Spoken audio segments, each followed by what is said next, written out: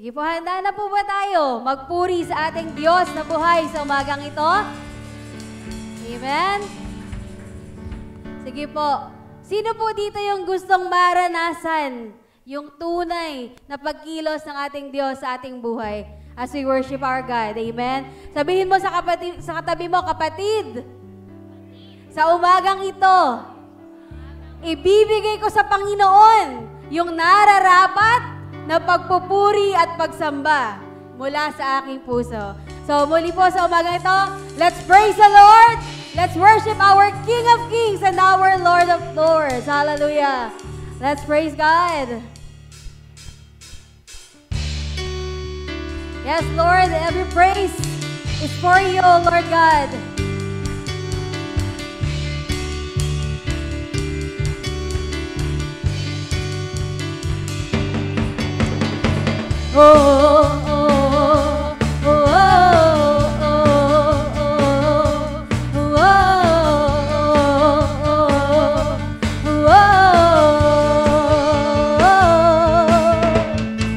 Every praise is to our God.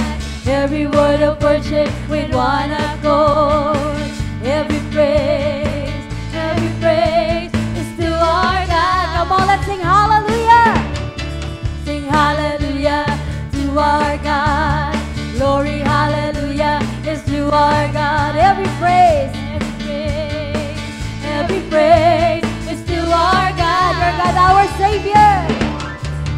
God, my Savior. God, my healer. God, my deliverer. Yes, He is. Yes, He is. Every praise. Every praise is to our God. Every word of worship with one accord. Every praise is to our God. And we will sing hallelujah. Sing hallelujah to our God. Glory, hallelujah is to our God. Every praise is to our God. Hallelujah. God, my Savior. God, my healer. God, my deliverer. Yes, He is. Yes, He is. Yes, He is. God, my Savior. God, my healer. God, my deliverer. Yes, He is. Yes, He is. Every praise is to our God.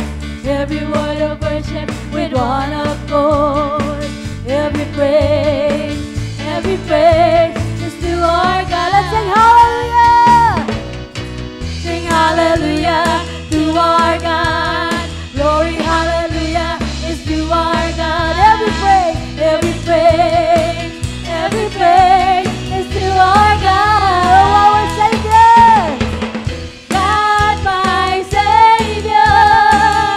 God, my healer. God, my deliverer. Yes, He is. Yes, He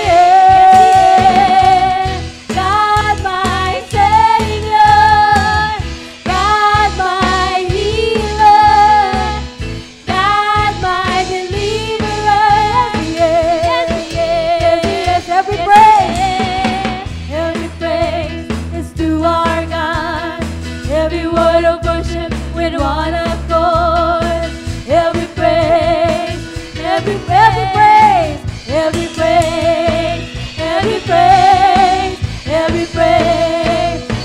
praise is to our God. Woo!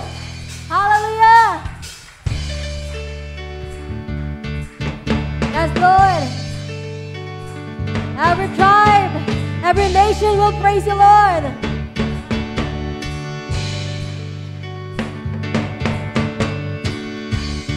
Every tribe will see your glory. Hallelujah. Every nation bow before you. All our treasure turn to ashes in the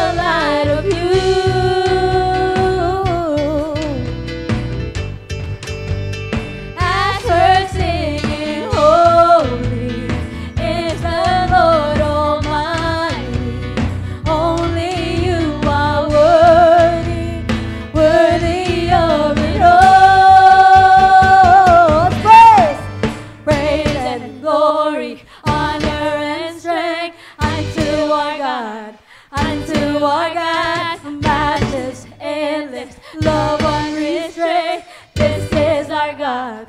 Every tribe sing, ayo, ayo, ayo, ah.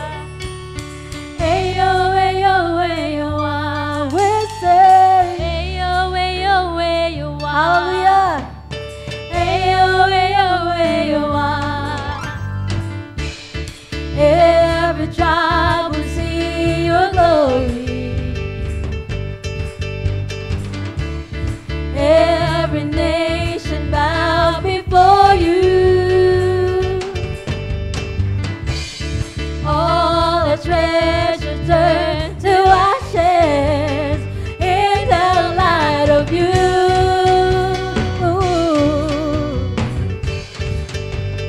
As we're singing, holy is the Lord Almighty. Only you are worthy, worthy of it all. Hallelujah! Praise and glory, honor and strength unto our God, unto our God. Oh, matchless, endless, love unrestrained. This is our God. Every tribe sing, ayo, ayo, ayo, ah. We sing, ayo, ayo, ayo, ah. Ayo, ayo, ayo, ah. Ayo, ayo, There's no one like you, Lord. there is no one like our God.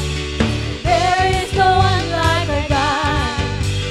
There is no one like our God.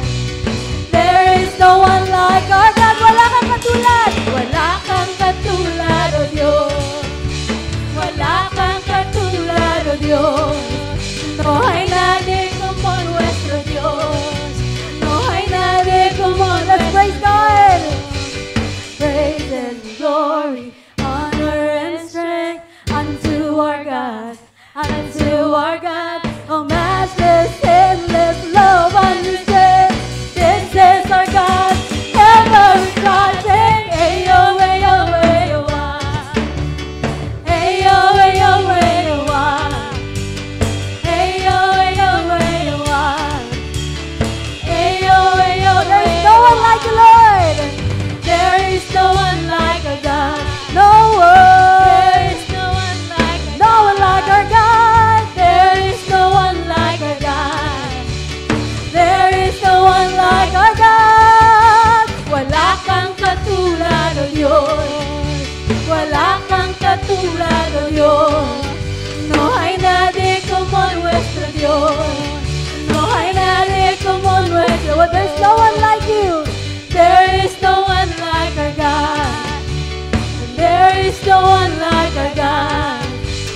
There is no one like our God.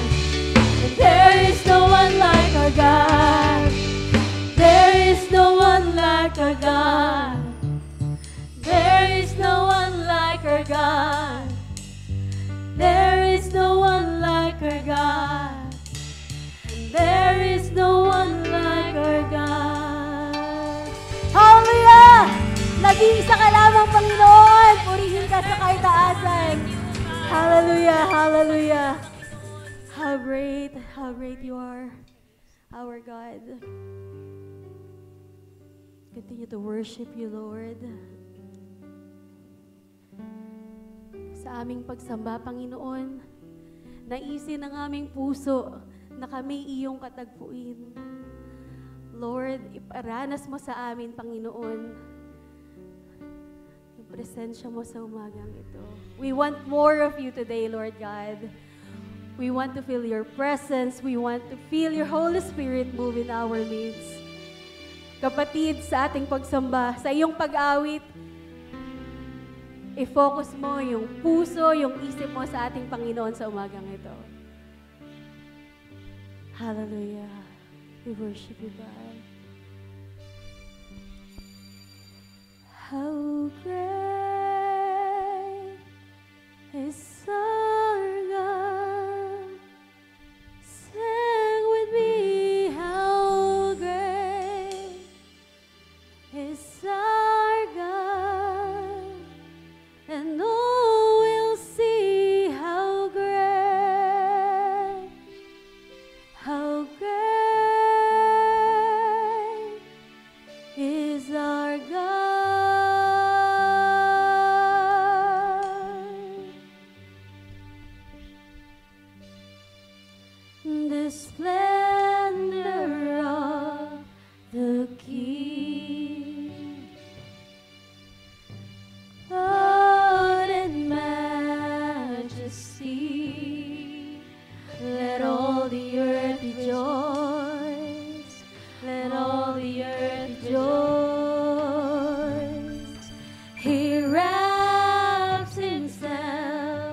in light, and darkness tries to hide, and trembles at his voice, and trembles at his voice.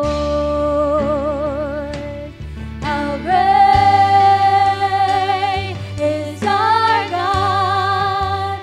Sing with me, how great is our God! And all will see how great is our God! Hallelujah! Age to age we stand, and time is in his hand, beginning and the end, beginning and the end. The God and three in one, Father, Spirit, Son, the Lion and the Lamb, the Lion and the Lamb. How great is our God! Sing with me, how great is our God! And all will see how great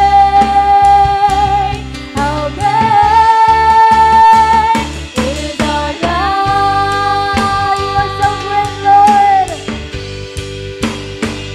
How great is our God! Sing with me, how great is our God! And all will see how great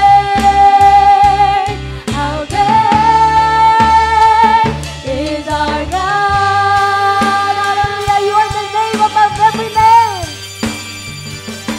Your name's above all names. You are worthy of praise, and my heart will sing how great is our God. The name above every name, we worship. Your name's above all names. You are worthy of our praise, and my heart will sing how great is our God.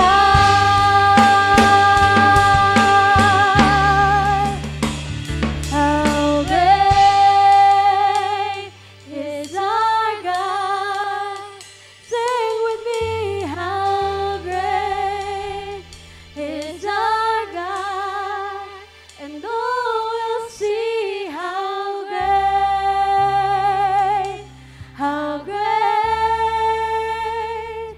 is our God.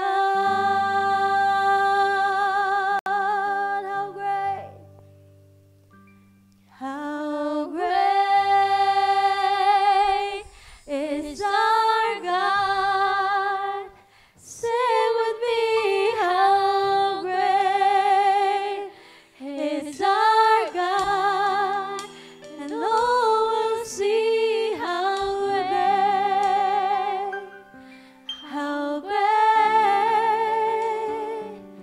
is our God. Oh, be glorified, be magnified in our midst, Lord. Hallelujah. Glory. Give you glory, Lord. Glory to God in the highest, for your great and matchless name. Hallelujah. I worship you and honor you.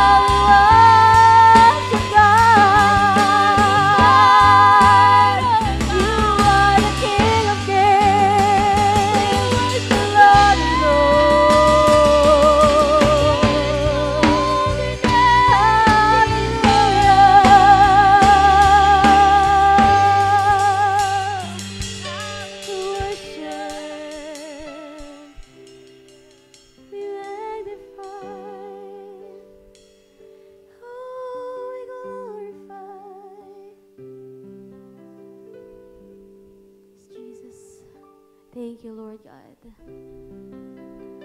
Continue to speak, O Lord. Continue to work in our midst. Hallelujah.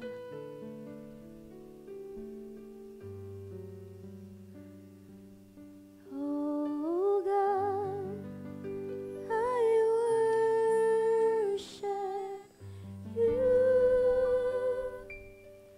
Oh God, I worship you. Be glorified and magnified, oh God, I worship you. Oh God, I worship you. Sing your heart out. Oh God, I worship you. Lord, be glorified in our lives. Be glorified. Be magnified. Hallelujah. Oh, we worship. We worship you, our King of Kings. We worship you, our Lord of Lords. Come on, let's worship. Oh God, we worship. We worship you, Jesus. Hallelujah. Oh God, I worship you. Be glorified and magnified, oh God. I worship you. Hallelujah! Sa iyo lamang, O Diyos, ang lahat ng kapurihan, lahat ng pagsamba at pasasalamat at papuri sa matapis at makapangyarihang pangalan ng iyong anak na si Jesus. Amen and amen.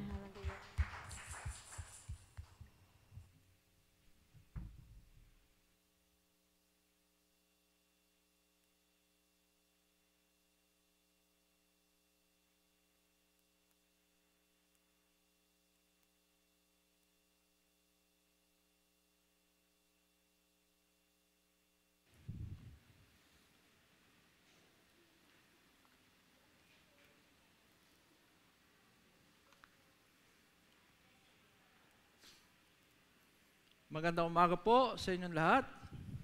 Good morning, my brothers and sisters. How are you in the Lord? Nagpapasalamat po tayo sa ating Panginoon sa isang maganda at maulan na umaga. But even then, we are here to praise and worship our living God and to study His Word. Amen po. So everyone, or each of us has question to our God. Why? Diba? Why me, Lord? Why is this happening in my life? Maraming whys, diba? Maraming katanungan. Pero ang mga katanungan pong ito doesn't necessarily mean that we have no faith in God. It just shows our human frailty and perhaps our desire to know and to understand our God more. Nasa panahon po tayo na tinatawag na Star Trek generation. Ano po ang ibig sabihin nito? Yung bang everyone wants everything to be logical. Pero hindi po yun nangyayari, di po ba? Sometimes may mga bagay na nagaganap, hindi po natin maintindihan. And is it logical for God to allow a person to be born like Hitler and give him power to annihilate 6 million of his chosen people?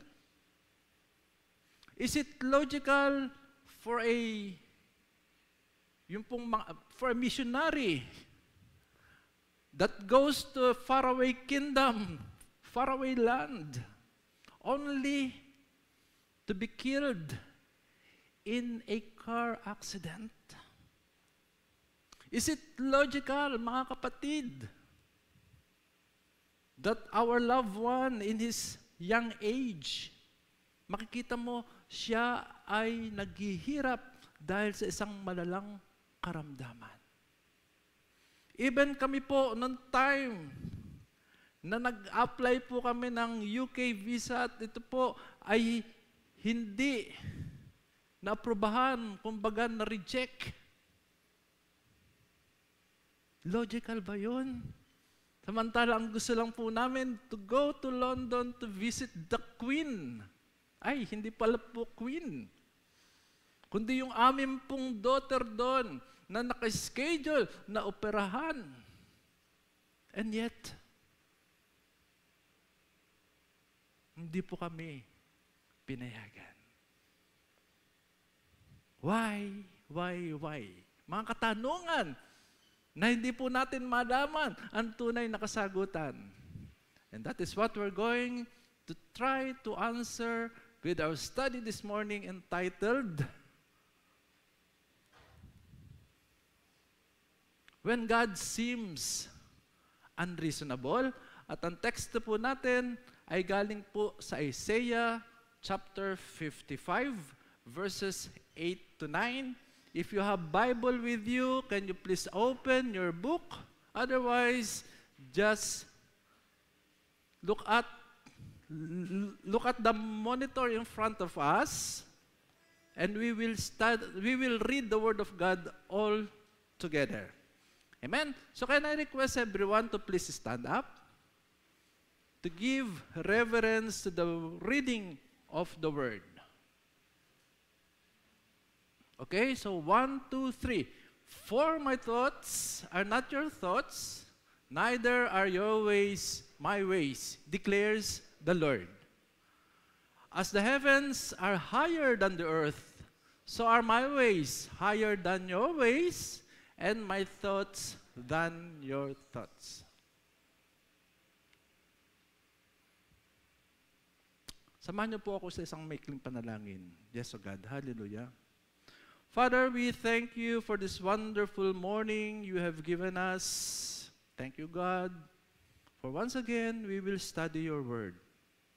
Lord, make your word very simple this morning so that everyone will understand the message.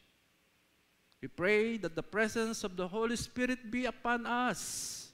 Siya po ang magtuturo upang tunay na makamta namin ang iyong pagpapala sa pamamagitan ng iyong mga salita.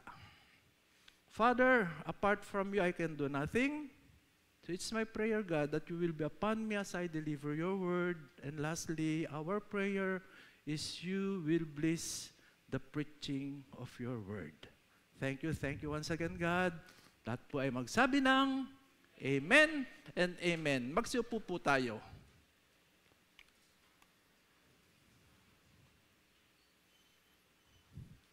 Ang tanong, is God unreasonable? Is God illogical? May times na sa pangyayari sa buhay po natin, according to our finite mind, God seems to be unreasonable.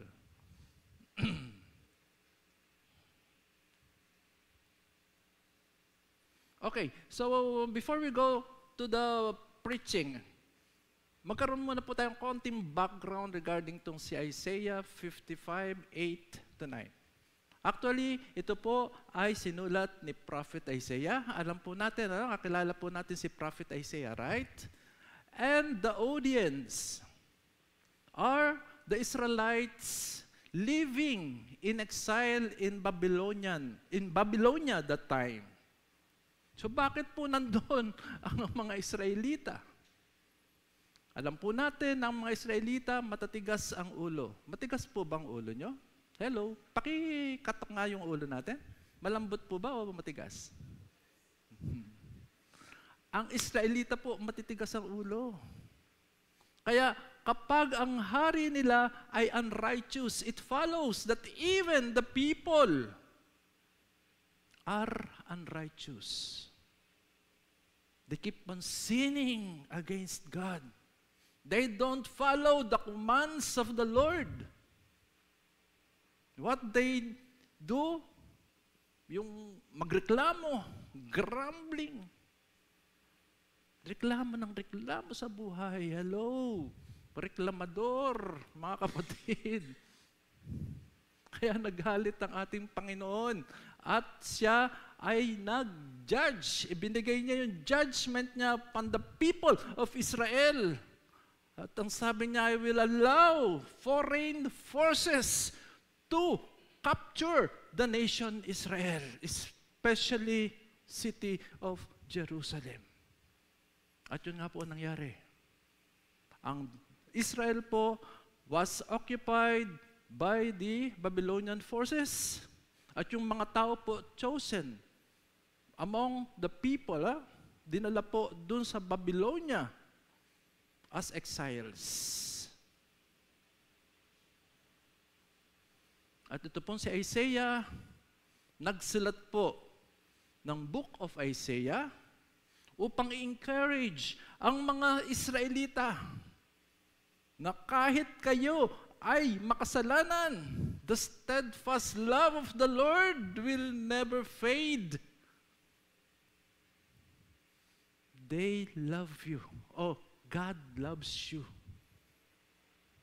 God will protect you. God will bring you back to Israel. Amen. Marami pong account sa Biblia nagsasabing God seems not reasonable. Okay, one, story of Abraham and Isaac. Alam po natin ito, hello. Alam po natin na in the old age of Abraham and Sarah, di ba?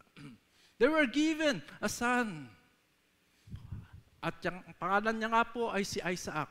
So, isinilang, lumalaki po yung bata, at nung ito po ay may kaisipan na, sabi ng Panginoon sa Genesis 22, God instructed Abraham, offer your son Isaac as burnt offering. Hello? Kung iisipin po ng tao sa kanyang finite mind, yung pong kautusan ng ating Panginoon is illogical. Hello? Diba? Very cruel. And it is against the natural order and against the love Father has in His child, for His child. Another one, Job. Si Job po ay isang mabuting tao. Pero dumating po yung time na siya ay inalaw ng Panginoon na mag-undergo sa katakot-takot po na tragedies. Bakit? Dahil gustong itest ni God ang pananampalataya ni Job.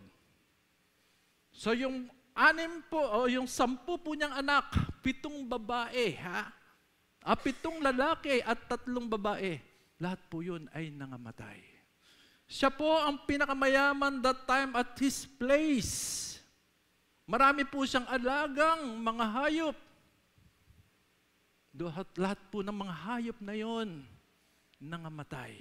At alam niyo po ba kung gaano karami yung hayop niya? Hello? 5,000 sheep, 3,000 kamelyo, 5 pairs of oxen. Pagka sinabing pairs, di ba, isang babae, isang lalaki. O di ibig sabihin, 1,000 po yun, na baka. at 500 female donkeys. Ganun po karami yung kanyang alagang hayop. Lahat po yun nangamatay. And lastly, yung kanya pong katawan. Wala na po sigurong paglagyan sa kanyang katawan. Itong si Pigsa. Kaya nga po ganun na lang yung painful, di ba? At saka yung kati. Na dahil po sa kati, nagbasag po siya ng palayok. At yung kapraso nung nabasag na palayok, yun po, nung ini-scratch niya sa kanyang skin, para ma-relieve po siya sa kati. Yung mga kaibigan niya, hello, tinutuligsa siya.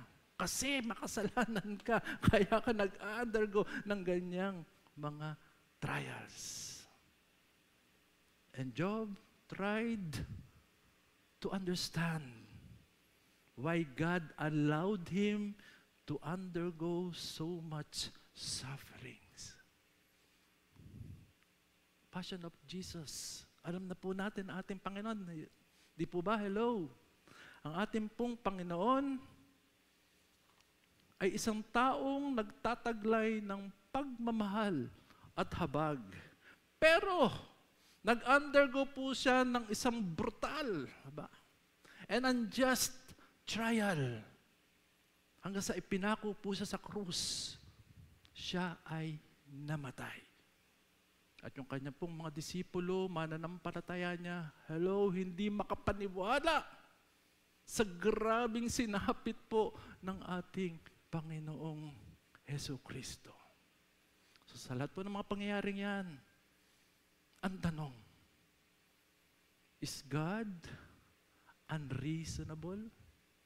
If ever po na sumapit po sa atin yung ganyang pagkakataon, pero before we go that on, meron po akong isi-share po sa inyo. Nung kami po ay umuwi rito, may kasama po kami na kapatiran po from Abu Dhabi. Although separate po yung aming airline, pero almost same time yung departure po namin from Dubai. So nung naka-check-in na po kami, kinumusta ko po itong ating kapatid.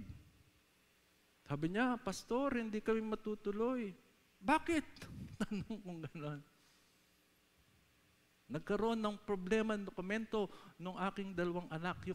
Yung kanya pong dalawang anak ay hindi Pilipino, foreigner po sila. So madaling sabi, hindi po sila naka-uwi ng Pilipinas. Sayang, yung 3 round trip ticket. Bumalik po sila from Dubai, travel to Abu Dhabi ulit.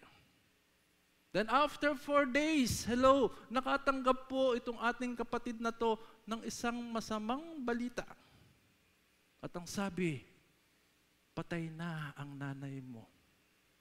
Si nanay, a day before her death, kasama pa po sa resort, naligo. Nagpapatunay lang na malakas si nanay. Bakit namatay? So ang iniisip po nila, si nanay, walang kasama sa bahay, naglalakad doon sa loob ng bahay, nahilo, at natumba. Kaya po nung makita, nakahiga po siya sa flooring, wala nang buhay. Ang hinanakit po ng ating kapatid, Pastor, kung inalaw lang ako ng Panginoon na makauwi, sana inabot ko pa yung nanay, di ba? Nakausap ko pa. At yung kanyang dalawang apo, ngayon po yung mga teenager na. Sana nakita yung lola nila. Kasi last time na nakita nila face-to-face si lola, sila'y maliliit pang bata. Ang tanong, is God unreasonable? Is God illogical? If ever po na tayo ay may dinadaanan sa ating pong buhay, sa mga sumandaling ito, marami din po tayong mga katanungan. Mga katanungan that there is no available answers. Tayo ba'y magmumukmok? Tayo ba'y magtatampo sa Panginoon? Kukwestiyonin ba natin siya ng kukwestiyonin? So ano po ang ating dapat na gawin? So when God seems not reasonable, we need to understand that. Number one, God's ways are not like ours. Ito po yung sinabi ni Isaiah sa verse 8. For my thoughts are not your thoughts, neither your ways my ways, declares the Lord. Hello. Ang iyong kaisipan ay hindi katulad ng kaisipan ng Panginoon. Ang iyong kaparaanan ay hindi katulad ng paraan ng Panginoon. Kung sa atin ay napakahirap na gawin yung bagay na yon, napakasimple lang po yan sa Panginoon. Man approaches life with limited understanding, finite mind. Lagi ko pong sinasabi. Yung ating pong kaisipan ay napakaliit lamang. Nandyan lang po yan sa loob po ng ating skull. Ganun lang po kaliit. But God's understanding, God's wisdom, napakalawak po niyan. Na tunay, even kung tayo man po ay aral na tao, hello, ang aral natin yan is not enough to understand God's way.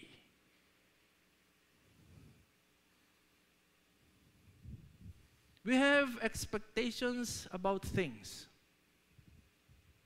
Iniisip natin, dapat ganito ang matanggap kong biyaya. Diba? Dapat na-receive ko na yung trabahong matagal ko nang ipinagpipray. Dapat meron akong boyfriend ngayon o girlfriend. Dapat maganda na ang aking buhay. Pero ano po ang nangyayari? Kabaligtaran ng expectations natin. Do we need to always ask God, Lord, why is this happening to me? Lord, bakit ngayon wala pa akong isang matinong trabaho? Isang buwan may trabaho, susunod na buwan walang trabaho. Expectations na hindi po nangyayari. God's ways encompass the vastness of His eternal plans. Kapatid, posibleng yung dinaraanan mong pagsubok ngayon, trial, hardships, difficulties. Isa lang yan. Isang piraso lang yan ng puzzle na bubuuin yan ng Panginoon para sa iyong buhay. The vastness of His eternal plans for you. Posibleng ang ating pong problema ngayon, napakaliit lang yan. At this time na tayo po ay nasasaktan, tayo po ay nalulungkot sa mga pangyayari sa buhay natin. Hello. Posibleng kakatiting lang po yan doon sa pinakamalaking plano ng ating Panginoon sa ating buhay. Posibleng piniprepare lang po tayo ni God. Dinidevelop niya yung ating character. Kaya may mga problema pa tayong pinagdaraanan. Brothers and sisters, I would say, hold on. Hold on to the promises of God. Keep moving on. Diba? Okay, so meron po akong isi-share sa inyo. Kwento po ni Joseph. Si Joseph po, hindi yung kapitbahay ninyo, ha? Hello. Hindi rin po yung asawa ni Mama Mary. Sino tong Joseph na to? Ito po yung apo sa tuhod ni Abraham. Diba? Wala pong kasalanan si Joseph. Ang tanging kasalanan lang niya, siya'y minahal na labis ng kanyang tatay. Naging paborito siya. Actually, kasalanan niya ba yon? O kasalanan ng ama? Kasi may favoritism yung ama. So ano pong naging resulta nito? Nagselos yung mga matatandang kapatid. At dahil sa selos na yan, pinagplanuhan na patayin si Joseph. Praise the Lord. Praise the Lord, hindi po ito natuloy. So anong ginawa na lang ng mga matatandang magkakapatid? Ibinenta si Joseph sa mga Arabo. Ismailites. At itong mga Ismailites neto, dinala po si Joseph to Egypt. At doon, yun, ibinenta as slave. At ang nakabili sa kanya, sino? Si Potiphar. Isa pong mataas na tao sa military po ni Pharaoh of Egypt. Si Potiphar po may magandang asawa. Dahil po si Joseph, slave po si Joseph, utusan dun sa loob ng bahay.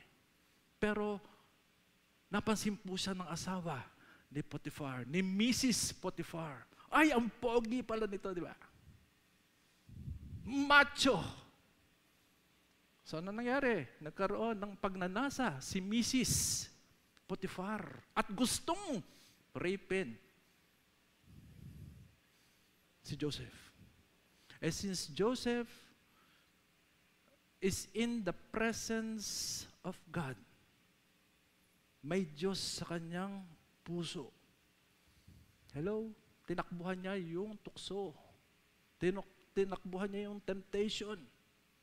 Kaya hindi po totoo yung sinasabi na, o tukso. Ano sabi mo? Layuan mo ako. Hindi po totoo yun. Tayo po ang lalayo sa tukso. Dahil si tukso ay hindi yan aalis sa iyo. But in the life of Joseph, since the presence of God is in his life, lumayo po siya. Ano nangyari? Masyadong nadismaya si Mrs. Potiphar. Ang ganda ko! Bakit ako hindi? Sinunggaban. So, binaliktad po ni Mrs. Potiphar ang istorya. Ginawan siya ng krimen na hindi naman niya ginawa. Ni-rape ako. O tangkang rapin ako ni Joseph. Naniwala si Potiphar. Ayun, kinasuhan. Nabilanggo. Mga kapatid, sa ating trial na nai-experience sa buhay natin, hello, dumating na po ba kayo sa puntong ibebenta kayo ng inyong kapatid? Dumating na po ba kayo sa punto na kayo ay papatayin ng inyong mga kapatid? Hindi pa siguro, no? Dumating na ba kayo sa punto na kayo ay nakulong for a falsified crime? Hindi pa. Pero kapatid, bakit ka nagugulapay, di ba? Bakit ka gumagapang? Bakit parang wala ka ng lakas na harapin ang problema ng buhay? Ang buhay kapag walang problema, hello, parang pagkain na hindi masarap. Tama po ba? Hello? Kaya lagyan natin ng betchin para gumanda yung takbo. Harapin ang problema. Pwede kang umiyak, Pero wag araw-araw kang iiyak sa problema mo. Si Joseph nakulong. And maybe that very moment na siya'y nakulong, nandun sa loob ng selda, hello, posibleng iniisip niya rin, why God is allowing me to undergo these difficulties in my life? Lagi naman po nating tanong yan, ito ba? Hindi po ba? Sabi nga po kanina sa introduction, ang pagtatanong po natin does not necessarily mean that we don't believe in God.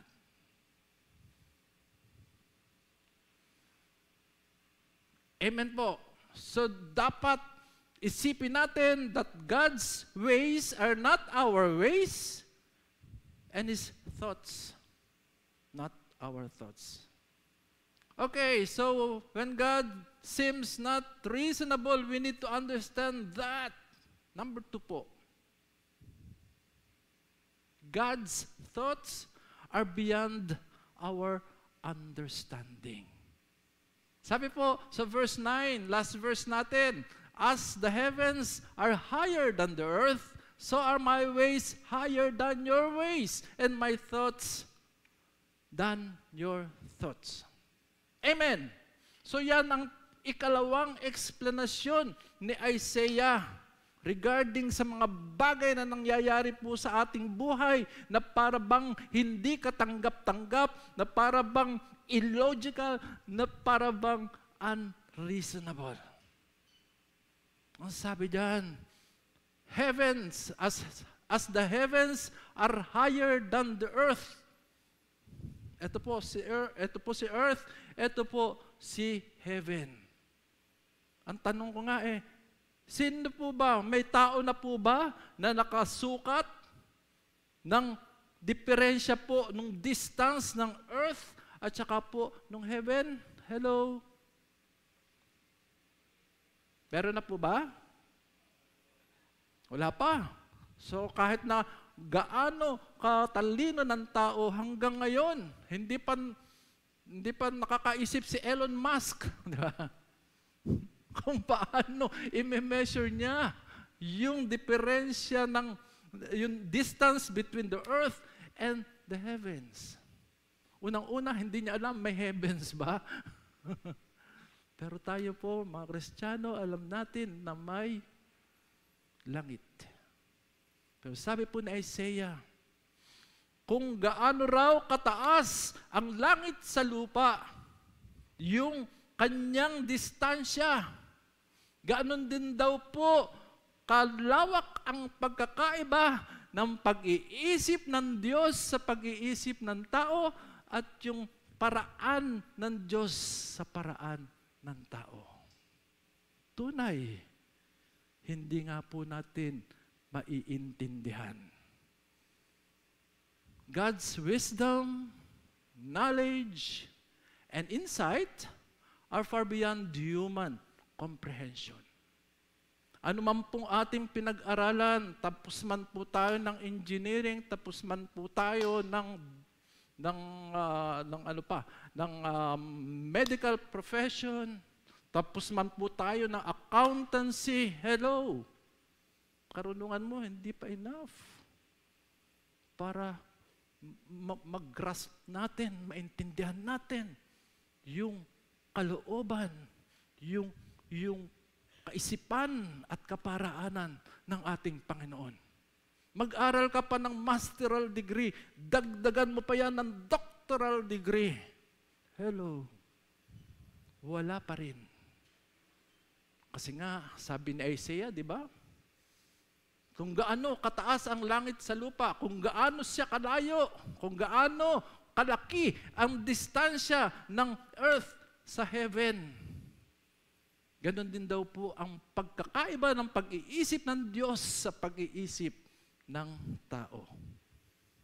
Tunay, hindi natin maiintindihan. Going back to the life of Joseph, hindi niya maintindihan bakit niya sinapit yung mga bagay na yon. The infinite gap reminds us of the incomprehensible nature of God's mind compared to our limited, finite understanding. Hindi masukat, di ba? Yung distansya ng earth at saka po ng heaven. Yun daw po ang nagpapaalala sa atin. Yung hindi po natin tunay na maintindihang nature po ng ating Panginoon. Dahil ang ating pong isipan, ay limitado lamang. No one can comprehend God's plan, God's thought, and God's ways. Balik ulit tayo sa istorya po ni Joseph. Nakulong po siya. At ito ang ginamit ng Panginoon upang makilala niya yung chief cupbearer ng Pharaoh. Dumating yung time na ito si cupbearer ay pinalaya ni Pharaoh. Kaya sabi ni Joseph, my friend, remember me kapag ikaw ay nandun na kay Pharaoh. At lumipas po ang mga araw, buwan, even years. Hindi po nagkakamali, 2 taon siguro. O, hindi siguro, 2 taon po ang nasusulat. Mula nung si cupbearer ay lumabas ng kulungan at na-reinstate dun sa kanyang posisyon nang managinip po si Pharaoh. Anong panaginip niya? No one can interpret. Pinatawag na niya yung mga magicians niya, yung mga seers niya, yung sino ba yung mga hula niya. But still, no one can interpret the dream of the Pharaoh. And that's the only time si chief cupbearer po ay naalaala niya si Poging Joseph. At ito'y kinuwento niya sa hari. Ang sabi ng hari, sige, puntahan mo siya, palabasin mo siya, at dalhin mo siya sa akin. And right then and there, in the presence of God, with the wisdom that comes from the Lord, ito pong si Joseph was able to interpret yung dream nung hari. Troubled po yung hari, hindi niya nga kasi maintindihan. Pero nung ito po'y ma-explain niya, nung ma-explain po ni Joseph sa hari, naintindihan ni hari. And then, time na kailangan po ng isang i-assign niya as administrator. Wala pong ibang napili si Pharaoh, kundi ito pong si Joseph. Dahil ikaw ay may espiritu ng Panginoon, ikaw ang ina-assign ko bilang governor of Egypt, second only to the king, dun po sa Egypt. So makikita po natin, from being a prisoner, bigla po siyang umangat ng pwesto to become the second in command in the whole Egypt. At dahil nga po siya ay may karunungan na nanggagaling sa ating Panginoon, tunay na na-manage niya po yung 7 years of plenty and 7 years of famine. Dumating ang panahon na nagkaroon po ng tagutom, hindi lang po sa Egypt, kundi sa buong sangkalupaan. Ang mga tao, nalaman nila, ay doon sa Egypt may pagkain. Nagpuntahan po ng Egypt upang bumili ng pagkain. Yung kanya pong mga kapatid, maging yung kanyang tatay, na that time, nasa Canaan po, pumunta rin po ng Egypt. Nakiusap kay Joseph. Na-recognize po kaagad ni Joseph na ito yung aking mga kapatid na nagbenta sa akin. Ito yung mga kapatid ko na plano akong patayin. Pero hindi po kaagad nagpakilala si Joseph. And in the end, there was a dramatic reunion. Nagkakilala yung magkakapatid, pati si tatay na si Jacob. At dahil po kay Joseph, the Pharaoh granted piece of land inside Egypt na doon po maninirahan itong pamilya ni Joseph. At yun na po nag-start ang nation of Israel. Okay, balik tayo sa umpisa. Diba? Ang sabi nga po dyan hindi raw po natin malaman yung kalawakan ng plano ng Panginoon sa ating buhay. Hindi po raw natin ito maintindihan. Sa buhay po ni Joseph, imagine niyo po, nag-undergo muna po siya ng difficulties. Yung pala, it is the Lord's preparation for him to occupy the second in command in Egypt. That time po ang Egypt ang pinakamayamang bansa. Praise the Lord. Isipin natin ang pinagdaraanan natin na problema. Maging encouragement po sa atin ang buhay ni Joseph. Malay mo, bukas, o di kaya next month, ia-assign ka, nakagawad, dyan sa iyong barangay. At pagdating ng eleksyon ng barangay, hello, uy, ibobota ka pa na ng mga tao bilang chairman. Di po natin alam, di po ba? Let us be encouraged of what happened to Joseph. Okay, so number 3, trust God's plan. Ang plano ng Panginoon ay tunay na napakalawak from beginning to the end. Ang plano niya sa bansang Israel, nakita po natin yung start ng bansang Israel, di ba? Yung end, darating pa lang po. Ang mga pangyayari ngayon, hello, it's just pieces of the whole puzzle na in God's perfect time, yung puzzle na yan, mabubuo yan. Mga pangyayari sa buhay natin, hindi natin naiintindihan. But later on, we will understand, Lord, kaya pala nangyari yun. Dahil ganito, dahil ganyan, dahil ganon. Balik po ako dun sa nangyari po sa amin. Hindi pagka-approve ng amin pong UK visa application. So yung anak ko po, mag-a-undergo po siya ng operation dun sa right ovary niya.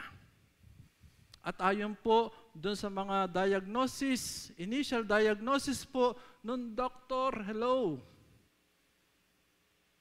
Yung pong cyst na yon ay nasa borderline po ng cancer. Gano'n na lang po. Yung aming nervyos, takot, worry, nararamdaman po naming mag-asawa. So, yun din po yung naging adikain namin para makapunta po kami ng London to be with our beloved daughter. At that time, she will be needing us most. Pero hindi po yun inalaw ni Lord. Kaya di ba napakalaking katanungan? Okay, so hindi po nakansela yung kanyang operation. Na-opera po siya. At alam niyo po ba mga kapatid, gumamit ang Panginoon ng kanyang kaibigan doon sa London upang siya ay kunin doon sa bahay niya at dalhin doon sa ospital. At yun din kaibigang yon ang nandun while Adriel was undergoing this surgical operation. Silabi ko po, may distant relative from Southern England na nag-offer din. Shirley, nag-leave ako sa trabaho to be with Adriel during her operation. Praise the Lord. Yung kaibigan niya, naghintay po doon, even tong relative niya, namin, naghintay po doon kay Adriel. Kasi inabot po siya ng another day pa eh. Dahil hindi po agad siya dinismiss ng doctor. Naghintay po sila doon para si Adriel ay may kasama. Then nang ma-dismiss na po siya, inihatid po muli doon sa bahay. Hindi pa rin po natatapos doon yung aming agam-agam kasi hindi pa po lumalabas yung resulta ng biopsy. It took almost 2 weeks, more than 2 weeks, before the result became available. Ano po ang resulta? Hello. Praise the Lord! Benign ang resulta. Yan ang plano ng Panginoon. Kaya siguro sabi ni Lord, kung narinig ko lang, Pablito, hindi mo na kailangan pumunta pa ng London dahil enough ako para alagaan yung iyong anak. Bagay na na-realize namin ngayon lang nung lumabas po yung resulta ng biopsy ng aking anak. Glory to God! Palakpakan po natin ang ating Panginoon. Yan po yung sinasabi ko. At the time of our trials, we do not understand what will happen.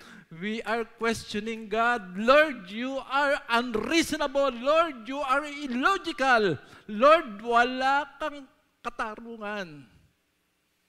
But later on, pagkatapos nating mag-undergo sa trial na yan, ipakikita sa atin ng Panginoon, mahal kita, hindi kita pababayaan, kaya magtiwala ka lang sa akin.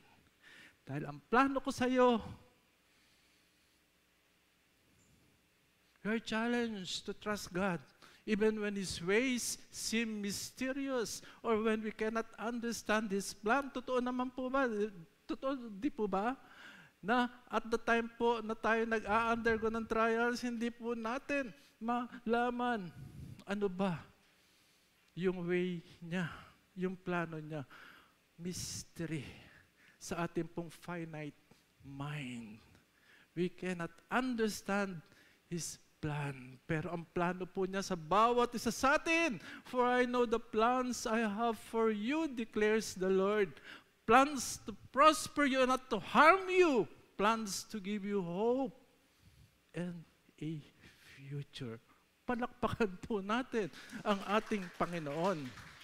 There are times na ito pong tekstong ito, lagi ko po itong isinasa puso, lagi ko po itong pinaglalaroan sa isipan ko. And there are times kapag nandun po ako sa trials, nagdadoubt po ako. Same thing po rin siguro sa inyo. Why? Because of human frailty. Human weaknesses. Kaya nga po tayo pinalalakas ni Lord sa pamagitan ng kanyang mga salita. Kulang na lang pananampalataya natin na yan ay yung panghawakan anak dahil yan ang magpapalakas sa iyo at the time that you are undergoing trials.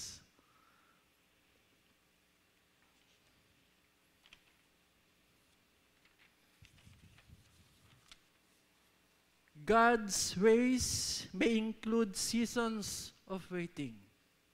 Yan yung napakahirap po sa buhay ng isang Kristiyano. Yung tayo po ay naghihintay ng kasagutan ng ating Panginoon. Unexpected detour. Nagkakaroon po ng, ng mga malaking pagbabago sa buhay po natin, yung kanyang mga plano. Minsan, nandun po tayo sa comfort zone at tayo tatanggalin niya, ilalagay niya tayo dun sa isang lugar. Oy, na hindi mo matanggap-tanggap. Pero lahat po ng yan po ay kasama sa plano po ng ating Panginoon, or paths that seem confusing. Ang ating pong tatandaan, but His plans are always for our ultimate good.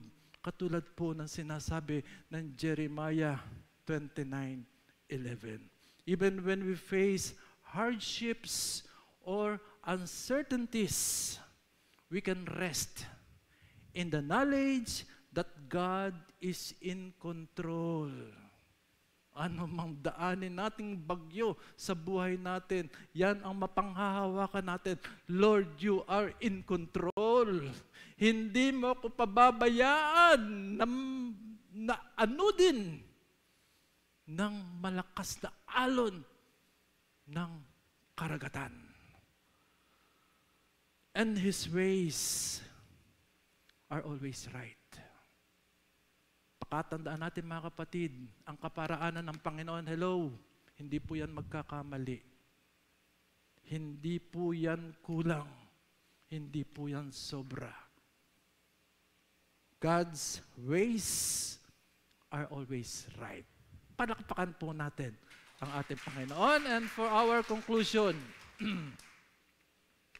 even though we never understand God's thoughts and ways, and why He allows bad and unreasonable things to happen in our lives, ang importante po, tayo ay manampalataya, tayo ay magtiwala sa Kanya lamang. Amen po! Palakpakan uli natin ang ating Panginoon. God bless you. Tayo po ay magsitayo. Panginoon, salamat sa iyong makapangyarihang mga salita. Salamat, O God, dahil patuloy mo na ipinaliliwanag sa bawat isa. Yung dahilan na kami nga po ay nag-a-undergo po ng pagsubok sa buhay. Lord, alam namin hindi mo kami pinarurusahan. Alam namin na kami ay hindi mo, Lord, may iwan, ni hindi mo mapapabayaan. Inaalaw mo lang yan, God, because you have a greater purpose and plan in our life. At yan nga po, God, ang lagi po naming maitanim sa aming pong puso yung paghihintay ng tamang kapanahunan ng iyong mga kasagutan sa amin nga pong mga request. Patuloy mong palaguin ang aming pananampalataya. Patuloy mong palaguin ang aming pagtitiwala sa iyo lamang, Panginoon, at wala nang iba. Salamat, salamat po. Ito'y aming dalangin sa pangalan ni Jesus. At tayo magsabi ng Amen and Amen. Magsiupo po tayo. Dumako naman po tayo ngayon sa breaking of the bread. The breaking of the bread is also commonly known as the Last Supper or the Holy Communion. So ang tanong, bakit po natin ginagawa ang Last Supper o ang Holy Communion or the breaking of the bread? We do it in obedience to Jesus' instruction sa kanya pong mga disipulo noong time na siya ay nandito pa sa mundong ito. And later on, ito po ay isinalin at ipinag-utos sa early church until our generation sa ating kapanahunan. Ngayon po, gagawin natin ang breaking of the bread in order to remember what Jesus has done to each and every one of us for the forgiveness of our sins. There are two elements in the breaking of the bread.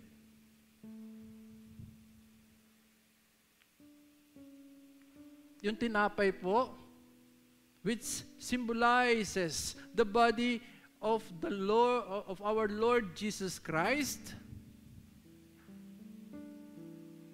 and the cup containing the fruit of the vine, which represents po the blood of our Lord Jesus Christ that was shed on the cross of Calvary.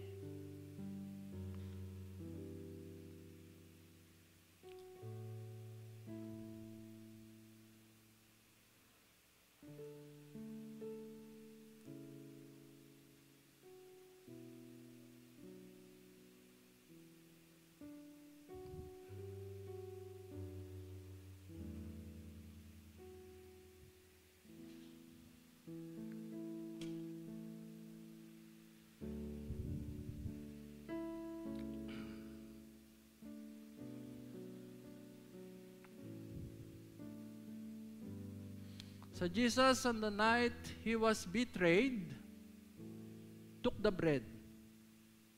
After giving thanks and praise, he broke it and said, "This is my body, which is for you. Eat it in remembrance of me." After supper was ended, he took the cup. He lifted it up and thanked the Lord and said, "This cup is the new covenant in my blood. Drink it in remembrance of me. For when you eat of the bread and drink of the cup, you proclaim the Lord's death until He comes." Mga kapatid, mayroon pong paalaala si Apostol Pablo sa ating pong pagganap ng pagpira-piraso ng tinapay. Ano po yun? Ang sabi ni Pablo, we should do the breaking of the bread in a worthy manner. Kaya mga kapatid, I will tell you that in a moment of silence, let us come to the presence of God. Let's ask forgiveness for all our sins. Let's do it now. Thank you, Lord.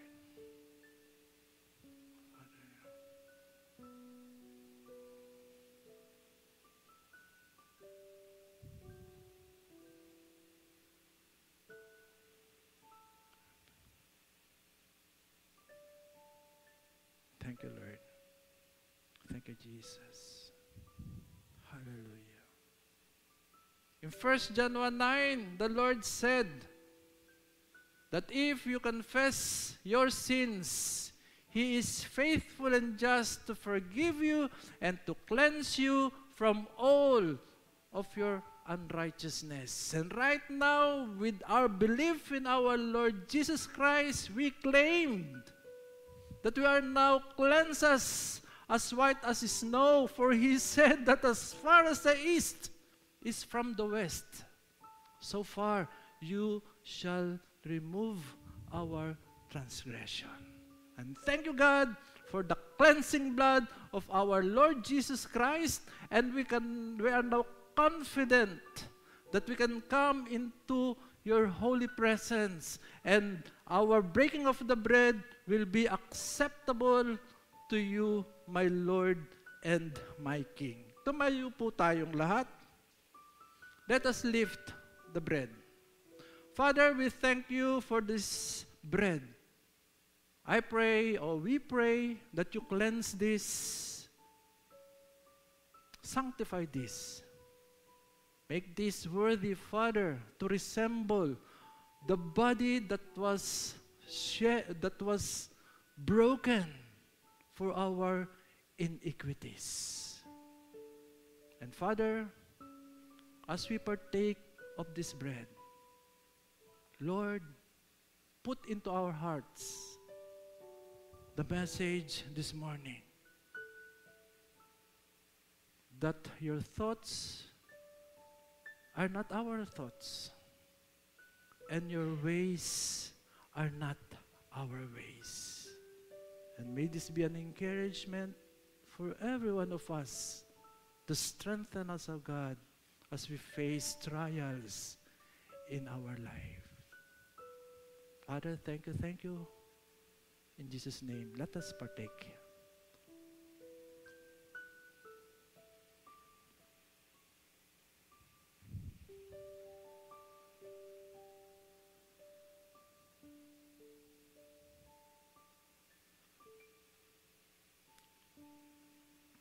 Let us lift the cup. Father, we thank you for this cup containing the fruit of the vine. Our prayer is you will sanctify this, God. You will make this worthy, O God, to resemble the blood of your Son Jesus that was shed on the cross of Calvary. For you have said in your word that without the shedding of the blood, there will be no forgiveness of our sins. Lord, as we partake of this cup, we also remember our family members who have not accepted you yet, my God. Lord, I pray that you will be with them also, that they will accept you, O God, in your most perfect time. Thank you, my Lord and my God. In Jesus' name, let us partake.